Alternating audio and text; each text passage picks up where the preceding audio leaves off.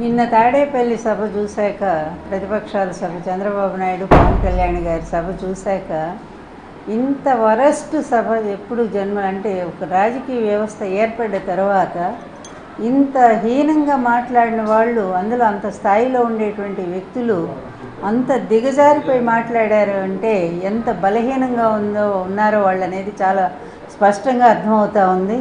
అందులో తొక్కేస్తాము, ఏం పాతాళాన్ని తొక్కేస్తాం. ఎందుకంటే ఏదో అంటారే, ఒట్టిగొడ్డు కరుపులు ఎక్కువ అని తెలుగులో ఓ సామెత ఉంది.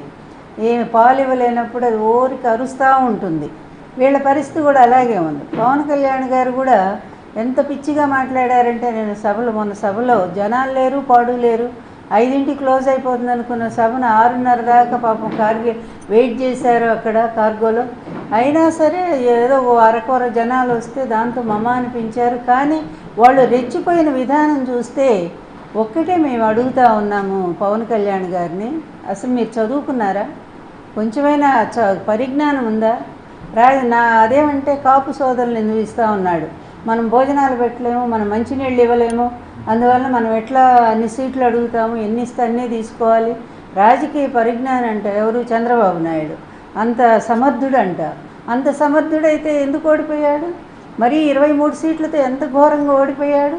60 కేసులు ఈరోజు చుట్టుముట్టు ఉన్నాయి. ఈ 75 ఏళ్ల ముసలాడికి ఈరోజు ఎన్ని భయంకరమైన కేసులు, ఎంత అవినీతిపడు, ప్రపంచమంతా అవినీతి చక్రవర్తి అని చెప్తా ఉన్నారు కదా. నీకు మాత్రం పక్కన ఉండేటువంటి అతను అవినీతి కనపడలేదా? నువ్వు తిట్టావు కదా ఒకరోజు. నువ్వు 2019లోనే ఎప్పుడో కాదు, 2014 ముందు ఎప్పుడో మరి భయంకరంగా చంద్రబాబు అవినీతి అది ఇది అంటూ భయంకరంగా తిట్టావు కదా.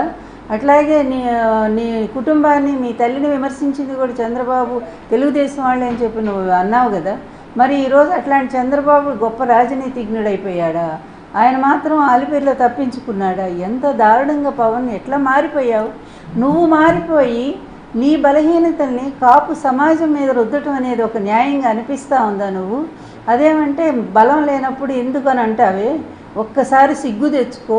బలం లేకపోయినా 9 నెలల్లోనే ఎన్టీఆర్ గారు మరి పరిపాలనకు రాగలిగారు. 9 నెలల్లో పార్టీ పెట్టి ఎలక్షన్లో ఫేస్ చేసి ఆయన ప్రభుత్వానికి రాగలిగారు. అలాగే ఢిల్లీ పీఠాన్ని మరి ఆమ్ ఆద్మీ పార్టీ ఎంత గొప్పగా సక్సెస్ఫుల్గా పోటీ చేసి వాళ్ళు గెలిచారు. అది ఉండాలయ్యా. ఆ స్పిరిట్ లేకుండా నువ్వు నీ బలహీనత, నువ్వు నిజం చెప్పాలంటే సజ్జల గారు చెప్పినట్టుగా నువ్వు ఒక అవుట్సోర్సింగ్ ఏజెన్సీలానే కనపడుతున్నావు ప్రజలందరికీ. నీ లోపాన్ని, నీ బలహీనత, నువ్వు ఎందుకు అతని చేతిలో చిక్కావో ఎవరికి అర్థం కావట్లా. డబ్బు కమ్ముడు పోయావో కాదో అది కూడా మాకు తెలియట్లేదు. కానీ సంథింగ్ నువ్వు మాత్రం ఏదో ఒక అతను నిన్ను బ్లాక్మెయిల్ చేస్తూ ఉన్నాడు. నీ బలహీనతను ఏదో తను పట్టుకొని నిన్ను అట్లా చేతులు గుప్పెట్లో పెట్టుకొని ఈరోజు ఎలా ఆడిస్తాలా. లేకపోతే నీ జెండా కనిపిస్తేనేమో చంద్రబాబు నాయుడు తీసేయని అంటాడా? ఇప్పుడు నిజంగా సిగ్గున్నవాడు అయితే, పౌరుషం ఉంటే నిజంగా నీ జనసేన సైనికులంతా కూడా వాళ్ళు పోరాడుతున్నారు కదా. వాళ్ళకున్న పౌరుషం ఇది కూడా నీకు లేకపోతే ఎట్లాగా? వాళ్ళు పోరాడుతున్నారు. ఎక్కడ ఒక మాట పండియట్లేదు, నిన్ను పండియట్లేదు, పార్టీని కూడా పండియట్లేదు. ఇంత అవమానకర పద్ధతుల్లో ఎందుకు తెలుగుదేశం పార్టీ తాకట్టు పెడుతున్నావని వాళ్ళు రోడ్డు మీదకి వచ్చి ఫైట్ చేస్తున్నారే నీ కోసం. నీకు ఆ మాత్రం సిగ్గు లేదయ్యా? వాళ్ళకున్నటువంటి పౌరుషం, ఆత్మాభిమానం నీకు లేదా? ఇక నీ జాతిని నువ్వు ఈసడించి మాట్లాడుతూ ఉన్నావే. ఎప్పుడైనా కాపు జాతి కోసం నువ్వు ఏ ఒక్క రోజైనా కరోనా లాంటి కష్ట సమయంలో నువ్వు మరి కోట్లు అప్పుడు సంపాదిస్తూ ఉన్నావు కదా సినిమా నటుడిగా. ఇలాంటి కాపుల కోసం నువ్వు ఒక్క రూపాయి ఖర్చు పెట్టావా నువ్వు?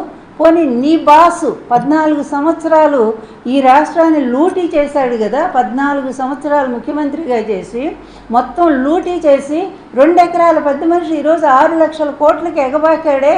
ఇదంతా అవినీతి కదా? నీ కళ్ళకు కనపట్లేదా? అందులో నీకు ఎంత షేర్ చేస్తున్నాడో మాకు తెలియదు దాని గురించి, ఎందుకంటే ఇవన్నీ చాటుమాటు వ్యవహారాలు కనుక.